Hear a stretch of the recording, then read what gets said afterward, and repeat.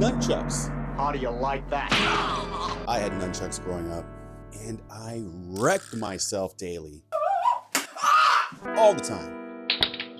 KO. Bruised elbows, cracked drywall, hitting the nuts, the whole rite of passage. And the only reason I even had them, I wasn't living in America.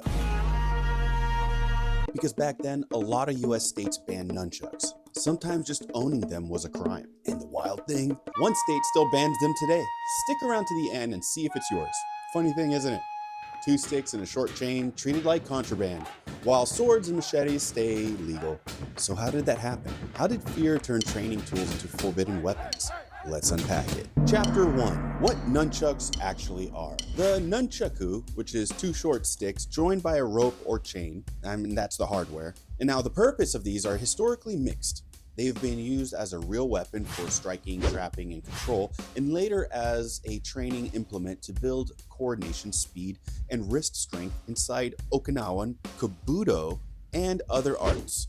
Both things can be true. Combat use in some contexts, training use in others. Origins on the nunchuck aren't settled.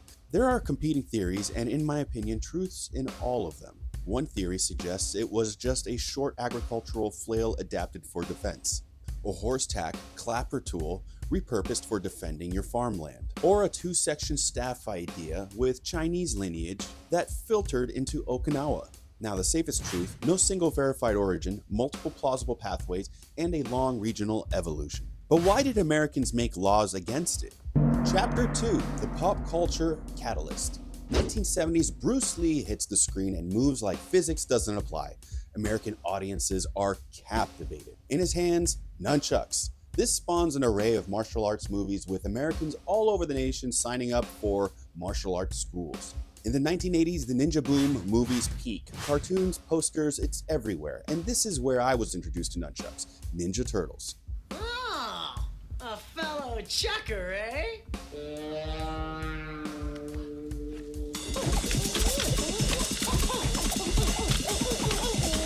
Most kids' favorite Ninja Turtle was the radical pizza-obsessed Michelangelo, who rocked 2 nunchucks. Oh, outstanding, mon frere. Now check out these chucks. Yeah! Ironically, the wildest turtle out of the bunch with the most disciplined necessity weapon. I think Splinter did that to all the turtles on purpose, but anyway. Now kids really wanted to swing nunchucks around, and swing we did. I whacked myself so many times. I had a friend who damn near needed stitches on the back of his head. Kids made foam or cheap metal or wood chucks in bedrooms and schoolyards. Local news started reporting on ninja weapons and kids. Headlines multiplied. The image, teenagers with deadly martial arts weapons, does the rest. And when optics scare parents, politicians look for an easy win to get their votes. They ban things. Chapter 3, the ban era, how it actually happened. Now, the late 70s into the 80s, multiple states dropped blanket bans. Not just don't carry, but don't possess. New York became the first state to ban nunchucks in 1974, driven by concerns that weapons made popular by martial arts films were being used by youth gangs and criminals. Mere possession became a Class A misdemeanor, fines up to 1 year in jail, regardless of whether you'd ever used it in a fight or not. Across the country, nunchucks got lumped in with dangerous weapons, brass knuckles, blackjacks, switchblades. In many jurisdictions, the laws were so vague that even foam or practice versions got swept up under prosecutorial discretion. Definitions were sloppy, and lawmakers often didn't differentiate training tools from actual weapons. Now, other states saw New York's ban and followed suit. In many cases, legislators cited the same moral panic: martial arts films, youth gangs, and the idea that nunchucks made attacking someone look cool. So they attacked the symbol rather than the actual threat. By the early 80s, the idea that nunchucks were inherently more dangerous than any other weapon had gained traction, despite little empirical evidence of their use in a crime. In fact, if anyone knows of anyone using it in a robbery or a crime like that, comment below. Chapter 4, the legal turnaround. Now, decades pass, nunchucks are still awesome, and people ask an obvious question: why can I legally buy a sword, but a training pair of chucks makes me a criminal? The dominoes fall. New York, 2018, a federal judge strikes the total ban as unconstitutional under the Second Amendment. Maloney v. Singus. Nunchuck possession becomes legal statewide. Now in Arizona, where I'm at, 2019, SB 1291 removes nunchucks from the prohibited weapons list, manufacture, sale, possession, all decriminalized. Love it. And amazingly, California in 2021, after the pandemic, SB 827 repeals Penal Code whatever and removes nunchucks from generally prohibited weapons. Personal possession is now legal in California, and so on. One state, though, doesn't move and keeps nunchucks illegal. Can you guess? Chapter 5, the last holdout. Massachusetts.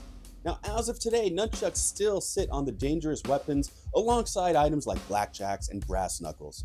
There are carve-outs like if you are a martial arts instructor, but ordinary possession can still get you charged.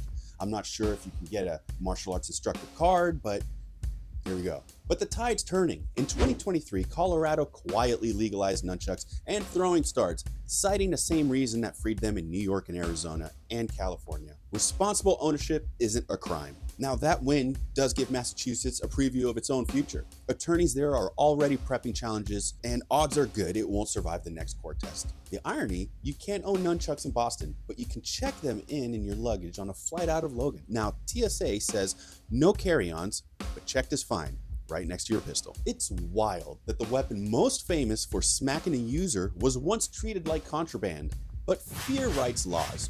Undoing them takes decades, as we all know. Now, what do you think?